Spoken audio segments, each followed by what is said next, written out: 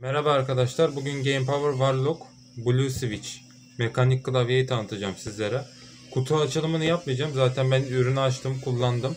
Hani kullanıcı deneyimlerimden size bahsetmek için böyle bir şey yaptım. Kutunun içeriğinde ne geldi? Size onlardan bahsedeyim önce. Bir tane sticker geldi, iki tane sticker geldi. Garanti belgesi var. Klavyenin kendisi var. Bu kadar. Fazla şey yapmaya gerek yok. Klasik kutu açılım videosu olsun istemedim açıkçası. Arkadaşlar şimdi klavyemiz bu şekilde gördüğünüz gibi. Ben şimdi size sesini de göstereceğim. Işık şeylerini de göstereceğim. Ne tür ışık çeşitleri var falan filan. İsterseniz önce klavyenin sesinden bir başlayalım. Genel olarak görüntü böyle ama gördüğünüz gibi şurada bilek desteğimiz var. Çok rahat oluyor bu açıdan. Hemen şuradan bir tane yeni metin belgesi açıyorum ki sesini rahat rahat duyabilin. Evet.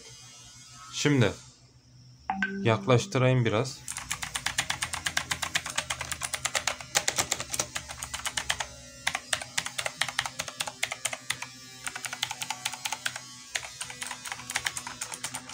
Gibi umarım ses düzgün gelmiştir. Dışarıda da şu an bir çalışma yapılıyor. Onun sesinden umarım anlamışsınızdır videoyu.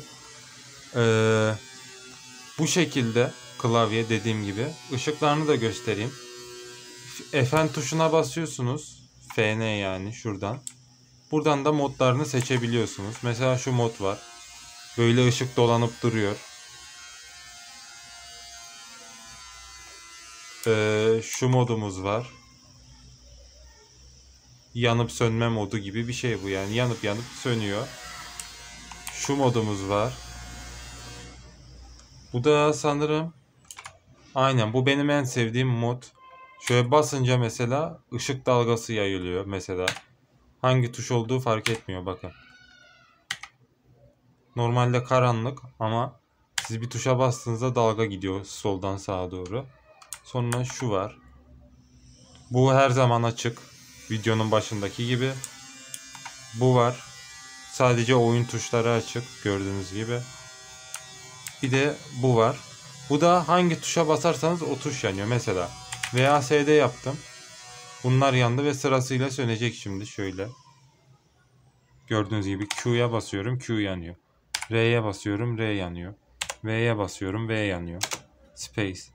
Hangisine basarsanız o yanıp yanıp şey oluyor yani. Sönüyor geri.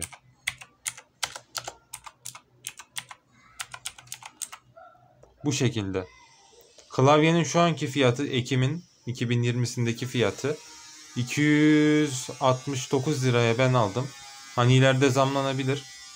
Çünkü bir sene önce falan fiyatı yaklaşık olarak 160 lira civarıydı. Şu an 260 liraya çıktı.